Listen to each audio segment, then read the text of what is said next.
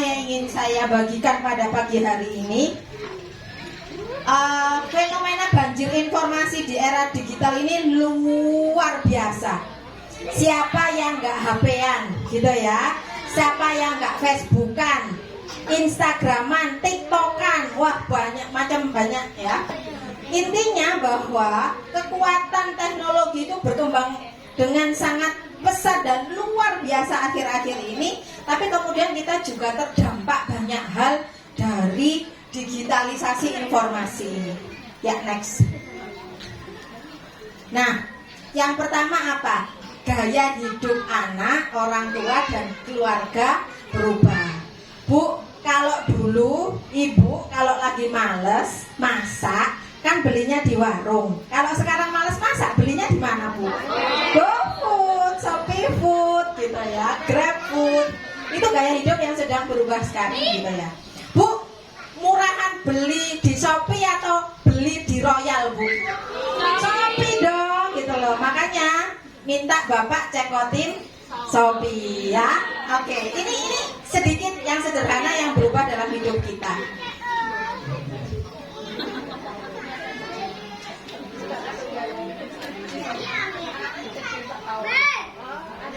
Ya, next, Musada. Oke, saya mau menunjukkan ini ya. Ini salah satu fenomena anak-anak kita di zaman sekarang. Coba diputar, ada tanda play-nya ya.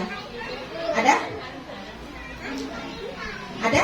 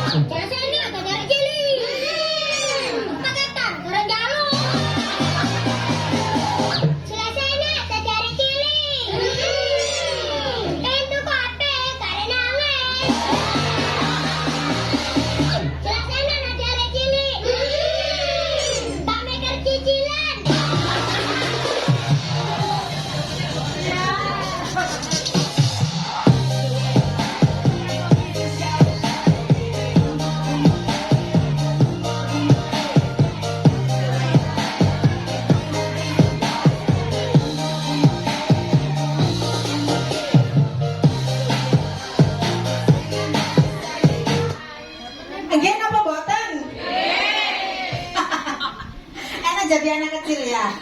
Oke, saya ingin bahas video ini ya, ibu-ibu sekalian. Next, sudah. Ya, yang pertama, ini zaman kita sekarang sedang terjadi ya. Satu, anak-anak minta HP, terus minta HP.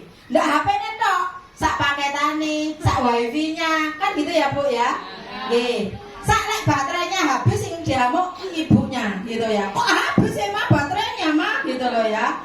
Nah sing gawe sapa, sing ngecas sapa gitu nggih. Itu yang pertama. Yang kedua, ini juga fenomena generasi konten juga sudah banyak risetnya. Anak-anak zaman sekarang itu minta dituruti keinginannya. Minta HP baru, minta ini baru. Belum nanti kalau di TikTok itu ada yang ngetren. Terus minta dibelikan ini, dibelikan itu. Nah, ini sedang sedang menjadi fenomena kita dalam kehidupan sehari-hari, dan sedikit banyak itu tentunya menjadi beban kehidupan tambahan buat kita, begitu ya. Tambahan ujian-ujian kehidupan gara-gara era digital ini. Yang ketiga, anak-anak suka bikin konten, gitu ya. Ponakan saya SD kelas berapa ya? Kelas 3 aja itu sudah nggak bisa dibendung. Tiap hari bikin TikTok gitu ya. Nah kemudian ini yang paling mengenaskan bahwa itu tadi kayaknya guyonan sih, guyonan gitu ya, guyonan lucu gitu ya. Tapi saya kalau boleh mengambil sebuah kalimat, ya anak-anak zaman sekarang nggak paham kesulitan hidup orang tuanya, ya, tahu beres begitu, tahu beres. Enak dari cilik, gak mikir cicilan siapa orang tuanya, dan itu kayak happy aja gitu ya, nggak ngerti kalau orang tuanya golong komeng gitu ya. Nah, mari kita berbagi ini deh, berbagi ini dan bagaimana kita mendidik anak-anak kita lebih baik nantinya. Ya, next Ustazah. Ini kalau dibilang ya, anak-anak HP-an itu boleh apa enggak, positifnya ada apa enggak, ya wah, ada lah gitu ya. Mesti dibilang kalau ada apa sih yang masih positif begitu ya. Anak-anak paham teknologi ya. Waktu kemarin pandemi jelas-jelas nggak ada HP itu mungkin anak-anak kita mungkin nganggur kemarin 2 tahun gitu ya, nganggur kelontang-kelontung sudah ya. Tapi kalau yang apa namanya yang akademik ini sedikit lah kemarin mengisi. Kalau sekarang kembali offline rasa-rasanya HP itu perlu kita kaji lagi ya ke positifannya buat anak-anak kita. Yang ketiga bahasa juga apa namanya buat seneng-seneng. Sudah HP itu mungkin 50% buat seneng-seneng. Saya tuh sampai ngitung loh, sampai ngitung aplikasi yang ada di HP saya itu yang sering saya pakai, mana yang buat seneng-seneng, mana yang buat produktivitas. Produktivitas itu apa namanya? Indikatornya satu aja. Kalau saya pencet, itu nanti bisa berimbas datang pekerjaan dan ada sesuatu manfaat yang saya dapat, begitu ya. Nah sekarang enggak banyak yang saya pencet itu buat saya seneng-seneng doang gitu ya Bu ya. Nah makanya ayo kita kaji bersama lagi. Nah Sister. Nah ini negatifnya. Sudah ya, kayaknya nggak perlu saya jelaskan, saya ringkes aja ya. Ada yang kecanduan, sudah ya, guys nggak bisa lepas dari HP. Ini terus, kalau ibu saya pretel lah kamu tuh, HP terus gitu ya. Kalau orang tua tuh ngeliat kita pegang HP kayak nggak betah gitu. Kemudian kurang sosialisasi, obesitas ya, banyakan makan, kurang gerak. Nah ini konsekuensi dari paparan pornografi dan seks menyimpang serta ancaman eksploitasi seksual melalui media. Coba Ustazah next.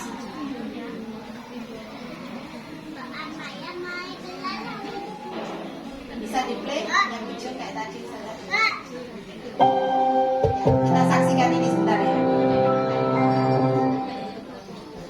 Bahaya memakai gadget berlebihan bagi kesehatan kita. Apakah kalian sering menggunakan gadget? Kalau iya, seberapa seringkah kalian menatap layar gadget setiap harinya? Gadget itu banyak manfaatnya, tapi bisa membahayakan kesehatanmu juga loh. Apa saja yang termasuk gadget? Alat elektronik seperti smartphone, notebook, tablet, MP3 player, games konsol, TV, dan lain-lain. Banyaknya fasilitas gadget seperti games dan aplikasi yang menyenangkan, menonton video atau film, mencari informasi di internet, dan bermain di media sosial membuat kita semakin asik untuk menggunakannya. Bagaimana efek gadget bila digunakan secara berlebihan bagi kesehatan kita? Bahayakah? Efek cahaya dari layar gadget akan membuat mata kita lelah, pegal, terasa terbakar, gatal, pandangan menjadi kabur, gangguan waktu tidur, dan pusing. Menjadikan kita kurang aktivitas fisik dan beresiko mengalami obesitas atau kegemukan. Terlalu lama menggunakan gadget dengan posisi atau postur tubuh yang salah akan membuat nyeri leher, nyeri punggung, dan nyeri ibu jari. Radiasi gelombang elektromagnetiknya akan berdampak pada kerusakan DNA di otak seperti penyakit-penyakit syaraf, kanker otak, hiperaktif, dan kurang konsentrasi. Selain itu, gadget akan membuat kita jadi ketergantungan, kurang bisa bergaul dengan orang lain, dan agresif. Ingat, segala sesuatu yang berlebihan itu tidak baik. Lalu, bagaimana cara mengurangi pemakaian gadget? Batasi waktu menatap layar. Untuk usia di bawah 2 tahun, tidak diperbolehkan memakai gadget. Usia 2 tahun sampai 5 tahun maksimal pemakaian gadget 1 jam sehari. Dan anak usia 6 sampai 18 tahun maksimal pemakaian gadget 2 jam sehari. Beri waktu istirahat di tengah-tengah bermain gadget. Misalnya setelah bermain gadget 30 menit, kemudian istirahat dulu 30 menit sebelum bermain gadget kembali. Jadwalkan waktu bebas gadget seperti waktu untuk makan bersama atau jalan-jalan dengan keluarga, dan juga tempat bebas gadget seperti tidak boleh ada gadget di kamar tidur. Beri jarak waktu antara tidur dan bermain gadget minimal 1 jam. Perbanyak aktivitas lainnya seperti membaca buku, bermain dengan teman-teman di luar, bersepeda, bermain bola, berenang, dan lain-lain. Lupakan gadgetmu, ayo main di luar. Semoga informasi ini bermanfaat. Berapa Bu jadinya mainnya Bu sehari? Boleh 2 kali kalau 30 menitan, ya. Boleh 4 kali kalau mainnya 15.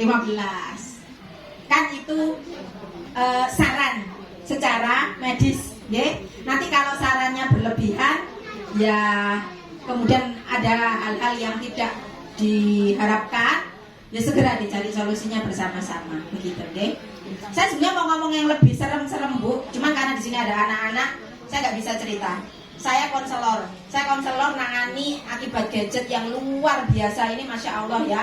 Kalau soal kecanduan lah, iyalah. Maksudnya beberapa kali terapi atau beberapa bulan terapi, insya Allah kalau serius itu bisa disembuhkan. Tapi kalau gadget itu sudah masuk pengaruhnya ke perkembangan seksual anak, lama banget Bu, lama banget, gitu ya.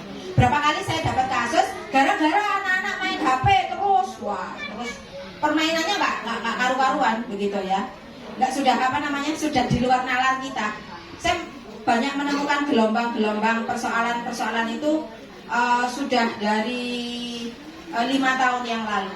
Anak niru di YouTube ya, adegan ini, anak niru di YouTube adegan ini, begitu. Saya sampai sekitar 4 tahun yang lalu itu, waktu saya masih jabat ketua PKK RT, Pak, bayangan saya nggak tahu kalau job desk-nya ketua PKK itu gitu. Itu ada anak TK laki-laki main ke rumah tetangga sesama anak playgroup begitu ya. Terus mainnya itu gerakannya sudah bertumpuk-tumpuk begitu loh ya. Kamu kok bisa main begitu gitu ya? Iya kan di YouTube ada gitu ya. Nah makanya itu adalah hal yang sangat mengkhawatirkan terjadi kalau HP ini terus-terusan dikonsumsi oleh anak-anak, apalagi nggak ada batasan, apalagi nggak ada pendampingan. Mungkin secara teknis ya, Bapak Ibu bisa download di Play Store tuh ya, beberapa aplikasi. Pokoknya kalau anak-anak buka ini nggak bisa. Atau bahkan teman saya itu karena memang setahu saya dia orang Telkomsel ya, itu sampai ngasih saya tips begini. Download HP-nya itu disetting, yang bisa dibuka itu cuman aplikasi menggambar, aplikasi game yang sederhana, dan 3 gitu. WhatsApp nggak bisa dibuka, begitu ya. Ini nggak bisa dibuka, itu bisa disetting gitu. Kalau kita mau serius membatasi anak-anak menggunakan gadget supaya nggak kecolongan hal-hal yang tidak mengenakan, begitu ya. Yang kedua tadi di muka jelas kalau main HP tidak boleh di kamar sendiri tanpa pengawasan, begitu nggih. Terus kemudian saya sangat tidak sarankan anak-anak itu punya HP atas namanya. Walaupun kadang-kadang nggih, anak-anak itu kalau lebaran terus dapat uang dapat uang saku, itu uang sakunya cukup buat beli HP sendiri gitu ya. Terus nanti dia bilang ini punyaku gitu loh ya, ini hak milikku. Akhirnya kita nggak bisa mengakses atau membatasi apa yang sudah diklaim jadi hak miliknya. Jadi kalau mau HP ya ini punya mama, pinjem. Karena pinjam ya sewaktu-waktu kita ambil dia harus bisa, harus rela begitu ya. Ya next sudah. Yang saya catat sedikit-sedikit ya, kalau ada sampai ukuran HP ini sampai berdampak di area pornografi dan persoalan seksual, itu satu, tadi anak menirukan perilaku tidak bermoral. Jangan dikira anak-anak nanti nggak oleh Bu Anu masa sampai segitu. Iya sampai segitu ya. Sudah banyak kejadian di sekolah-sekolah ataupun di rumah begitu ya, gara-gara nonton terus langsung ditirukan dengan temannya gitu ya. Teman perempuannya ada yang ditirukan sama teman cowok dengan teman cowoknya juga itu ditirukan gitu lah, adegan-adegan itu kan mengerikan ya Pak ya.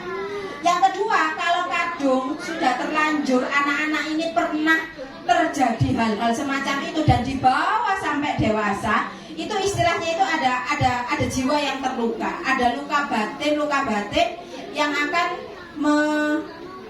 membekas dan terapinya akan lama. Nanti kepribadiannya akan bermasalah di kemudian harinya. Kemudian yang ini, anak-anak memiliki pengembangan hasrat seksual lebih dini. Itu juga mengkhawatirkan, deh. Ini sebenarnya sudah kelihatan, deh. Zaman kita orang haid itu umur berapa? 15, saya dulu 14. Anak sekarang haid umur berapa coba? SD kan? 11, 12 gitu ya. Kelas 5 itu rata-rata saya survei itu sudah di atas 60% mesti.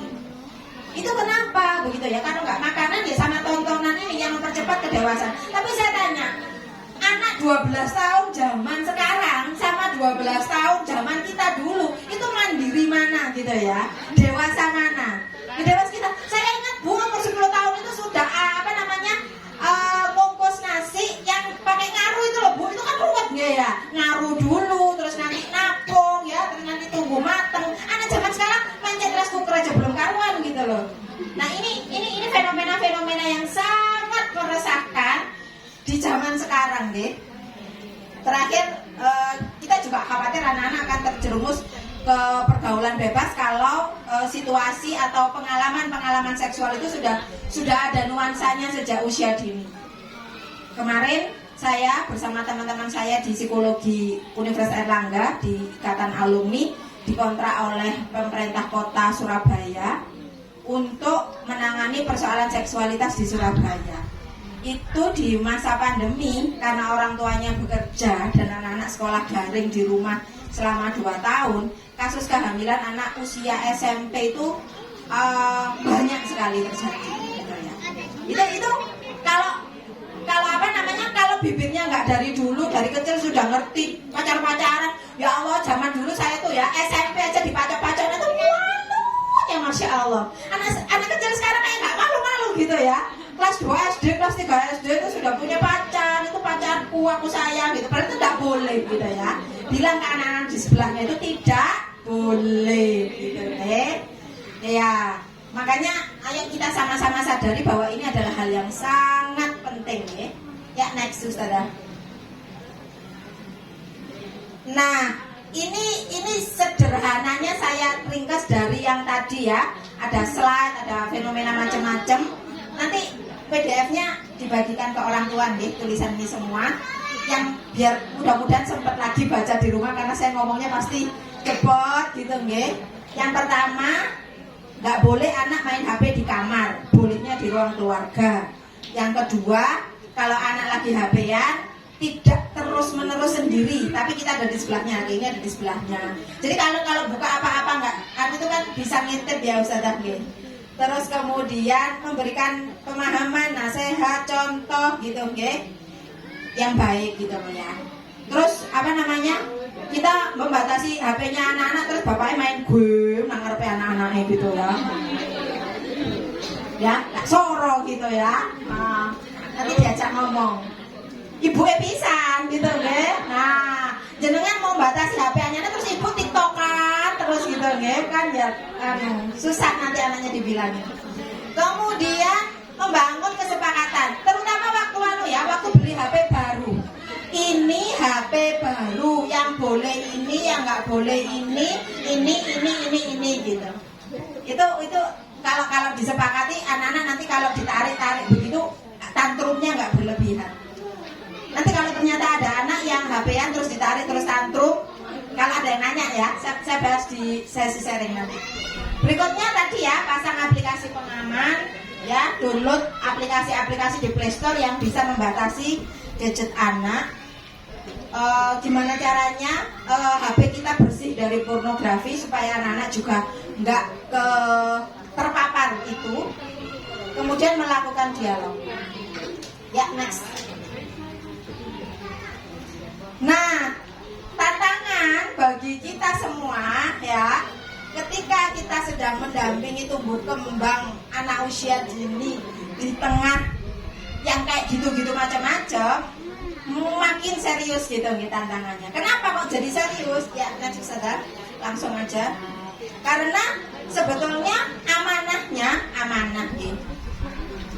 Apa ini namanya? Seharusnya begitu ya. Anak-anak kita di usia 5 tahun ke bawah ini yang kita garap itu ini, begitu ya. Sensori motorik, bahasa, moral, kemandirian, ini saya bahas satu-satu. Urusannya HP sudah ruwet gitu ya. Padahal kita punya sesuatu yang lebih esensial, punya banyak tugas-tugas yang lebih penting untuk kita perhatikan ini di rumah gitu. Insya Allah kalau di sekolah digarap sangat luar biasa sama sekolah ya. Tapi insya Allah berapa jam sih sekolah di sini gitu ya. Sangat butuh bantuan Bapak dan Ibu sekalian di rumah. Bagaimana anak-anak kita itu bisa optimal area tumbuh kembangnya ini. Kita bahas satu-satu gitu ya. Next suster. Yang pertama, kenapa anak-anak sejak usia kecil ini moral dan spiritualnya perlu kita kembangkan. Soalnya kalau dari kecil ini moral dan spiritualnya tidak diberi isi sejak dini, nanti ketika besar semakin susah untuk diberi pemahaman nilai-nilai agama. Semakin susah diajak berbuat baik di kemudian hari. Next. Nah kemudian kadang-kadang kita itu berpikir begitu ya, bahwa nanti kalau sudah besar lah ya bisa-bisa sendiri ya Bu Ani ya. Nanti kalau sudah besar pasti ngerti-ngerti sendirilah kalau harus sholat. Nanti kalau sudah besar mesti ngerti-ngerti sendiri. Enggak ternyata gitu ya. Kalau kita nggak ngajari ya nggak ngerti gitu loh anak-anak ini. Nggak otomatis usianya nambah, terus kemudian juga kedewasaannya akan bertambah.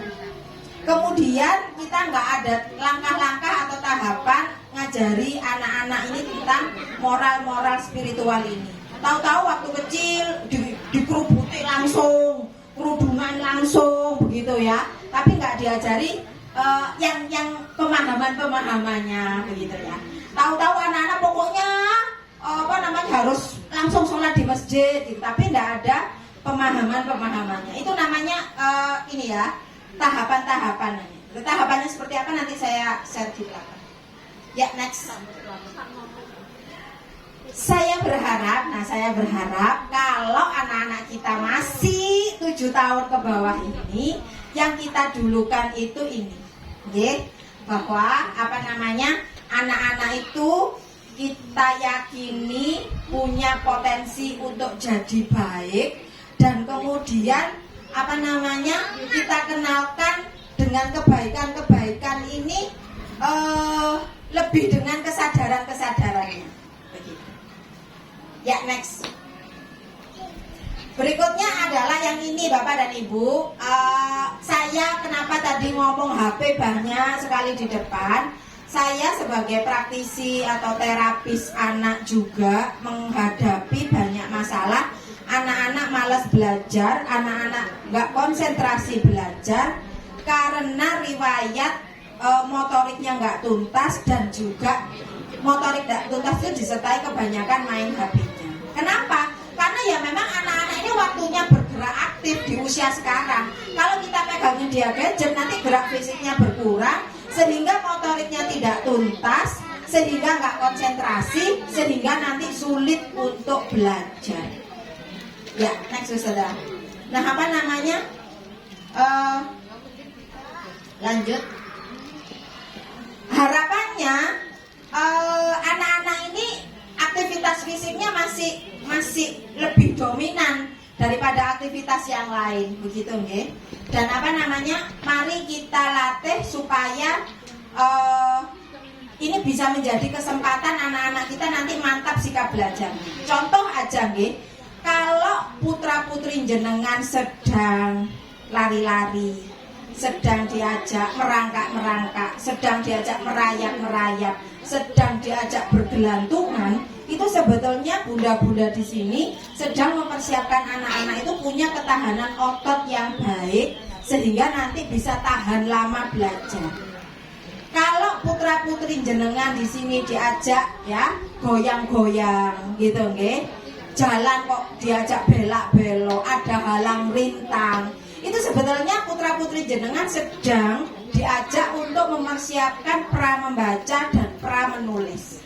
Jadi ayo kita bantu dengan apa? Dengan di rumah batasin HP, kemudian mendorong anak untuk banyak beraktivitas fisik. Kemudian Ustazah naik. Ya, ini nanti dibaca di belakang aja nggih. Tulisannya kecil-kecil sekali ya. Intinya ini jenis-jenis permainan kalau di rumah mau mencoba bermain-main bersama anak. Ini umur 1 tahun ke bawah. Berikutnya ada untuk next ada ide-ide permainan untuk umur 1 sampai 3 tahun. Ya. Ini bisa kita terapkan di rumah supaya tidak sekedar main dengan apa istilah zaman sekarang itu screen time aja ngoten. Ya, next. Ini 3 sampai 5 tahun ya, bertahap sekali ya. Semakin rumit tentunya permainan dari kecil sampai dia besar. Next lagi Ustazah. Berikutnya adalah anak-anak ini amanah kita bagaimana bahasanya berkembang dengan baik. Karena bahasa akan jadi modal keterampilan hidup di masa depan supaya komunikasinya juga baik. Oke, lanjut. Ini gimana anak-anak kita diberikan komunikasi yang berimbang. Komunikasi yang berimbang itu anak-anak banyak diberi input informasi, bisa bacaan, membacakan cerita, bisa mengajak berbicara atau memperdengarkan narasi-narasi cerita-cerita dari HP boleh dengan tadi ya batasan-batasan waktu tertentu atau dari audio saja. Yang penting anak-anak itu inputnya, informasinya ada. Kemudian kita melatih bagaimana mengucapkan kata kalimat dengan terstruktur. Kalau anak-anak ini bahasanya ada masalah, khawatirnya nanti perkembangan yang lain-lain juga bermasalah. Ya, next. Oke, ya next. Berikutnya ini, Bapak dan Ibu sekalian, amanah kita berikutnya dalam stimulasi tumbuh kembang ini adalah soal mendidik kemandirian. Tadi ya yang saya ceritakan, zaman dulu sekali ya, anak-anak kita sudah dibiasakan latihan mandiri oleh orang tua kita. Sekarang anak-anak kita semuanya tinggal minta. Padahal kalau mau saya runtut ke sini ya, misal sekali ya, anak umur 1 tahun belajar mandiri berjalan, umur 2 tahun belajar mandiri mulai lepas ASI, 3 tahun belajar mandiri toilet training ya, 4 tahun belajar makan sendiri nggak disuapin, 5 tahun pakai baju sendiri, kemudian mandi mungkin mulai mandi, kemudian 5 tahun juga mulai buang sampah sendiri, 5 tahun itu mengembalikan barang sendiri. Kalau kemandirian ini bisa kita latihkan sejak dini, nah tadi ya, harapannya di masa depan itu ada muncul karakter disiplin, semangat, tanggung jawab, sabar, karena apa? Karena saya kalau terima kasus kesulitan belajar atau kasus psikologi anak usia SD, ada yang mogok sekolah, ada yang nggak mau sekolah, ada yang dibully, ada yang membuli dan segala macam. Itu kalau dirunut ketika di latar belakangnya rata-rata adalah anak-anak yang sejak kecil dimanjakan, semuanya dilayani, semua ada begitu ya. Zaman dulu kita sekolah SD sudah bisa jalan kaki sendiri, sekarang anak-anak diantarkan. Zaman dulu nggak ada istilahnya didulang sampai besar, anak-anak sampai besar semuanya sekarang disiapkan. Bahkan kayaknya kemarin waktu dorang daring belajar itu yang ngerjakan PR-nya siapa, Bu? Mamanya, begitu ya. Akhirnya anak-anak itu tidak mandiri dan kemudian tingkat tanggung jawab, kedisiplinan dan ketangguhannya juga sangat beda dengan yang bisa kita harapkan begitu nih. Ya, next. Kadang-kadang kita ngelihat nih ya anak-anak disuruh saya pernah kapan hari itu ada antara mertua dan menantu itu berbeda pendapat soal pampers, Bu. Jadi ya, saya kan bilang, Bu, ngapunten, ini anak ini sudah 4 tahun, jangan pakai pampers. 3 tahun tuh waktunya latihan kemandirian toilet training. Nanti kalau nggak di toilet training, anaknya bisa jadi manja, ini, dan seterusnya. Saya ngomong panjang lah begitu. Terus si neneknya bilang, yuk kasihan lah, nanti kalau nggak di pampersin malah nggak bisa tidur, gitu loh ya, kasihan gitu. Ibunya sudah mulai paham, neneknya yang nggak tega, gitu nggih. Kita itu mau latih mandiri, anaknya makan sudah disuruh makan dicek-cek enggak apa-apa, nanti dibersihkan. Terus yang dulang mbahnya, ngoten nggih. Lah, ini kan akhirnya anak-anak kita nggak jadi latihan mandiri. Jadi anak-anak itu dianggap lemah gitu loh ya, nggak bisaan gitu loh. Kok masih kecil, kesian gitu. Padahal pegang sendok itu bisa, Bu, 2,5 tahun itu bisa pegang sendok begitu. Anak-anak itu bukan anak-anak yang amat sangat lemah begitu. Jenengan kalau mau membuktikan anak-anak itu nggak lemah begitu, Bu, itu biarin main 2 jam 3 jam itu nggak capek loh, Bu. Nggak capek begitu nggih gitu. Belum lagi kalau ngamuk itu berontaknya kita ototnya aja nggak kuat loh nahan anak-anak itu. Makanya sebenarnya anak-anak itu sangat bisa kok, Bu, di sedikit-sedikit dicicil latihan kemandiriannya. Yang kedua, sekali lagi nanti ada yang bilang nanti kalau besar kan dia mandiri sendiri gitu ya. Tidak, kalau anak nggak diajari mandiri sampai SMP, Bu, saya masih tahu anak SMP itu makannya saya barusan kemarin tuh konseling anak kelas 5 SD. Makan itu perenya diambilkan, nasinya diambilkan, makan lele disuwirno, Bu, masya Allah, supaya duri-durinya itu nggak ketelen. Saya tanya, ini kemandirian umur berapa sih makan ikan gitu ya? Kapan anak-anak kita ini nggak menggantungkan diri? Iya, Bu, lah jenengan umurnya panjang gitu loh, gitu. Lah kalau terus dijemput belum waktunya anak belum besar, terus anaknya nanti nggak mandiri gimana gitu. Nah ini harus jadi perhatian kita, gitu. Sekali lagi kalau anak-anak awalnya ya disuruh lepas dot nggak mau gitu nggih, atau diminta makan sendiri menolak, nangis, itu bukan berarti terus kemudian mereka nggak bisa. Mereka ya hanya awalnya aja merasa nggak mampu. Nanti insya Allah akan bisa kalau kita sabar melatih. Next. Oke. Ya, kalau kita memberikan pendidikan kemandirian, insya Allah kalau kita konsisten tegas, ada sedikit ya ujian kehidupan yang bisa dirasakan oleh anak-anak kita yang masih kecil ini, insya Allah nanti besarnya jadi anak yang tangguh. Ya, next. Yang berikutnya adalah anak-anak ini emosinya cerdas, ya. Supaya apa? Soalnya kalau nanti nggak cerdas emosi, nanti besarnya nggak pede, minderan, sulit beradaptasi, ngoten nggih. Terus kemudian semaunya sendiri. Terus apalagi? Susah untuk punya kepedulian kepada orang lain. Makanya kita juga perlu, kita punya amanah untuk melatih emosi anak ini. Nah, kalau anak-anak itu tadi ya, kembali lagi gadgetnya banyak sekali, saya kok khawatir kecerdasan emosinya juga akan terlantar, ngoten. Ya, next. Kalau bisa anak-anak ini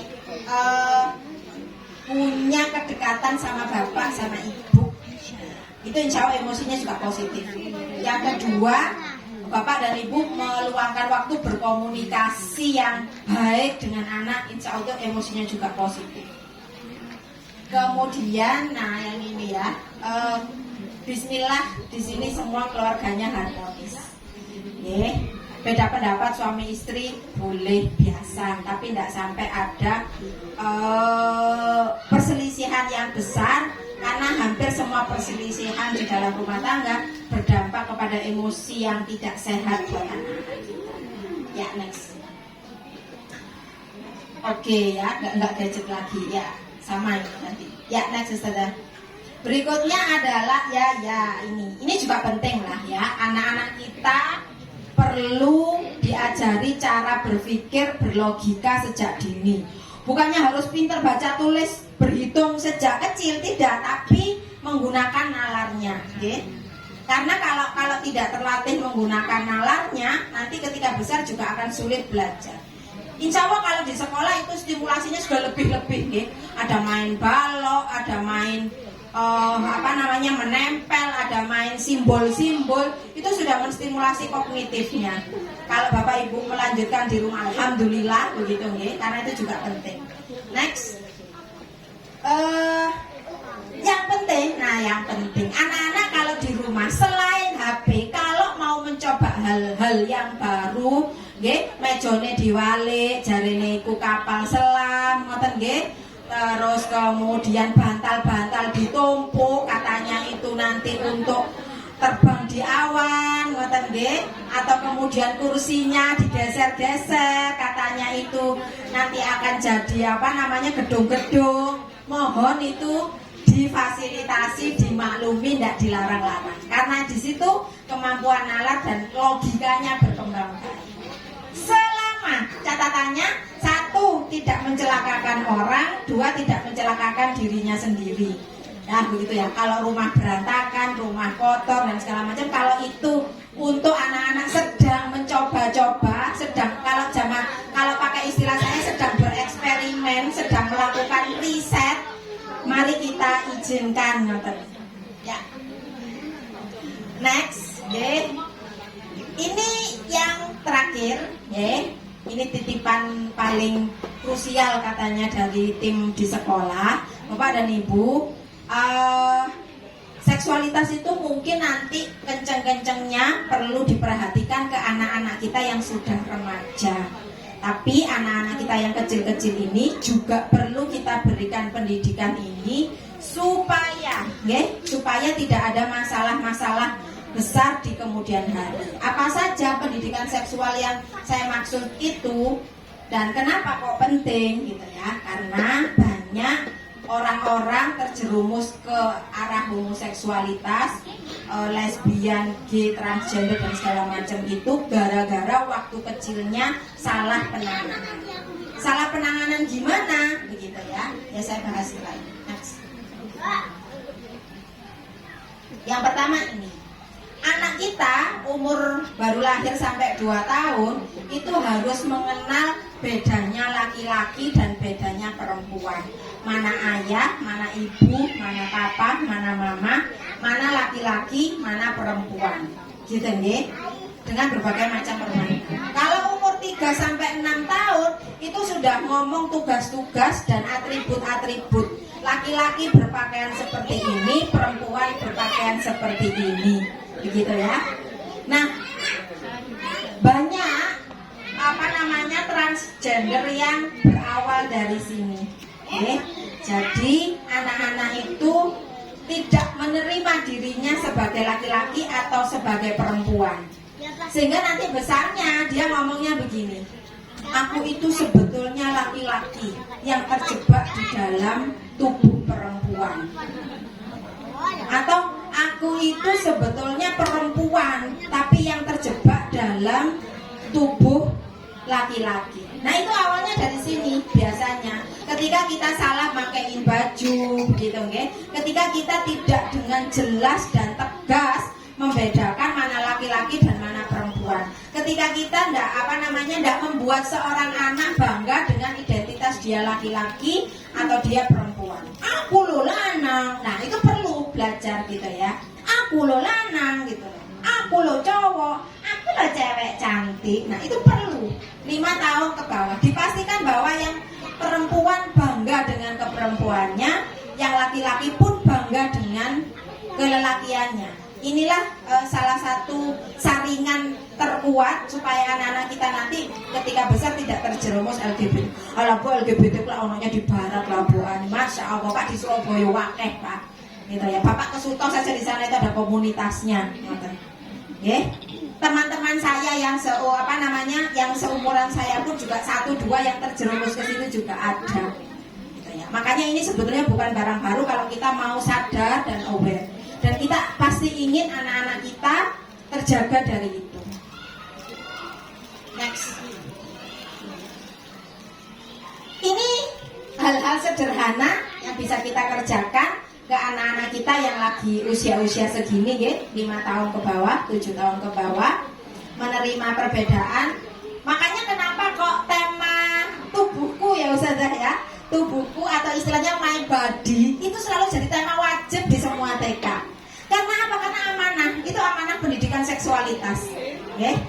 Bu Ani, saya boleh Bu Ani ngajarin anggota tubuh sambil mandiin boleh kalau sambil mandiin, tapi kalau sambil mandi bersama tidak disarankan mandi bersama ibu dan anak. Kalau memandikan boleh ya, walaupun sesama perempuan, apalagi bapaknya mandi bersama anak perempuannya, wes rusak ini ya Pak ya, gitu ya. Ya nggak rusak, itu bapak mandi sama ibu berdua nggak apa-apa gitu loh ya, sunat gitu loh. Tapi kalau anak sama orang tua ada hijab, ada batas-batas yang harus kita jaga demi pendidikan. Karena sebetulnya esensinya pendidikan seksualitas nantinya salah satunya ya, walaupun ini belum jadi target, tapi bagaimana anak-anak kita tetap malu dengan segala sesuatu yang berhubungan dengan seksualitas. Makanya kenapa judulnya Aku dan Tubuhku dan, nah selanjutnya saudara. Selanjutnya adalah Aku dan Pakaianku.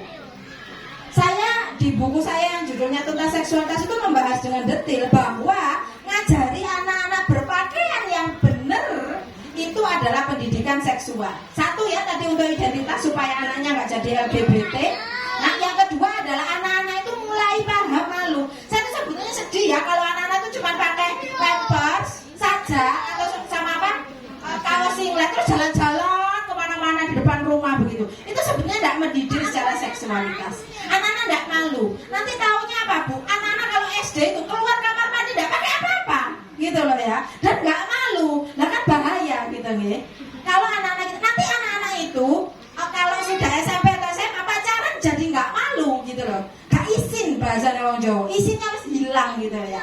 Nah padahal harga diri laki-laki dan harga diri perempuan ada di situ. Maka ayo kita jadikan kurikulum Aku dan Pakaianku ini menjadi hal yang krusial buat anak-anak kita. Bahwa kita ngomong, ayo dek segera pakai bajunya, ganti bajunya.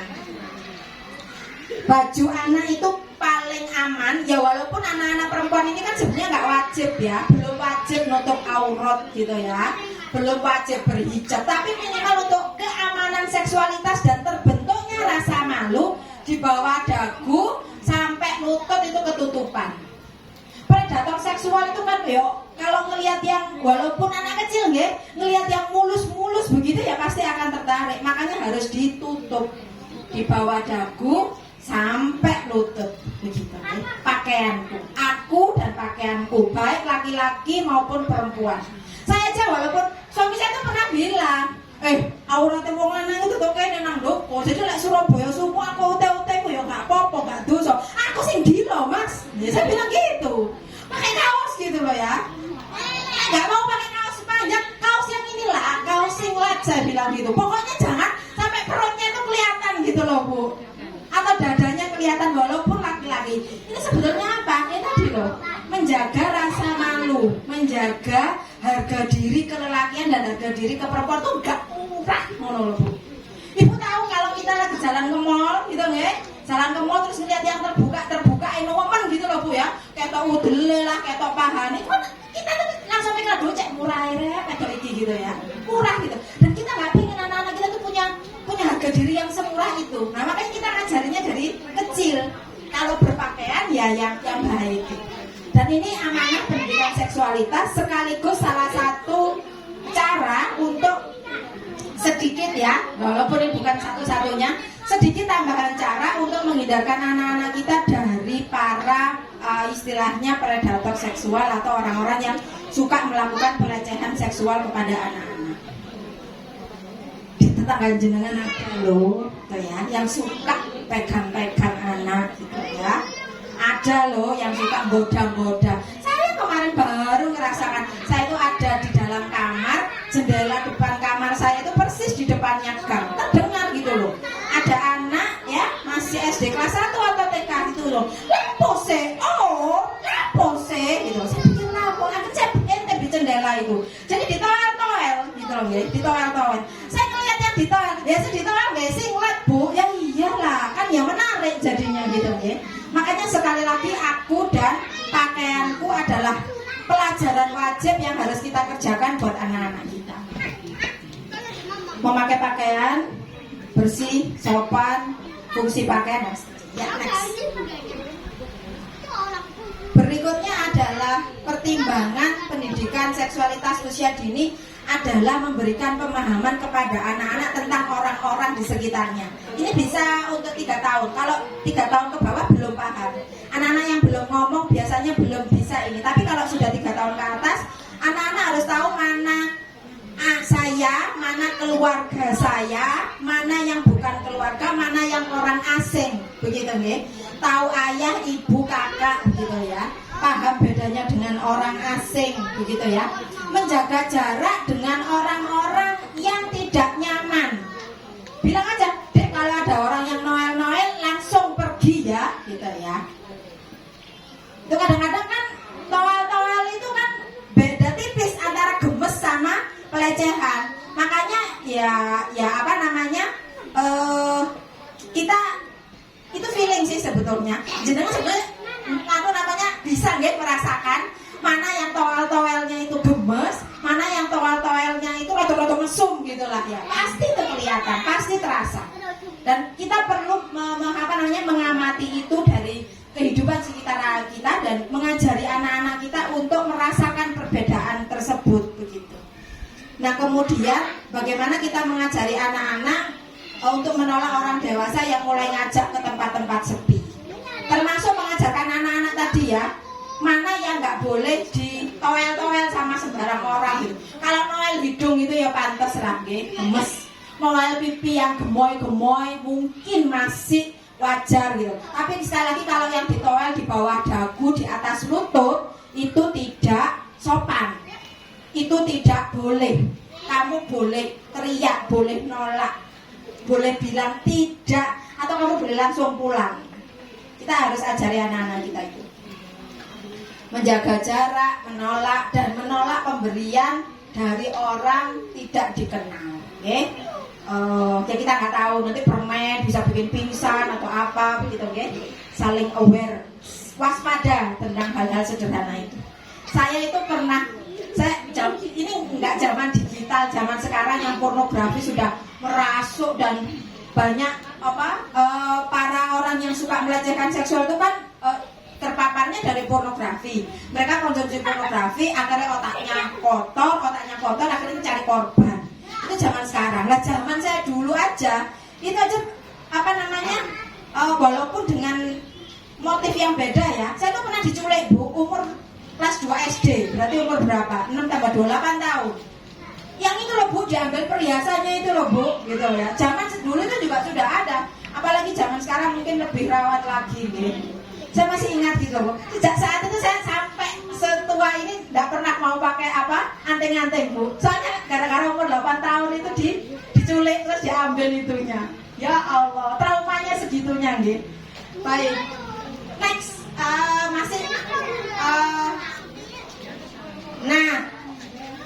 salah satu pendidikan seksualitas usia dini juga bagaimana kita ngajari anak-anak cara merawat tubuh, ya. Mana tubuh yang tidak boleh disentuh, mana kejadian yang berbahaya, mana yang harus dibersihkan rutin, cuci tangan, BAB, menutup tubuh saat keluar kamar mandi supaya terbentuk rasa malu dan mencari bantuan kalau ada orang yang memegang area privasi.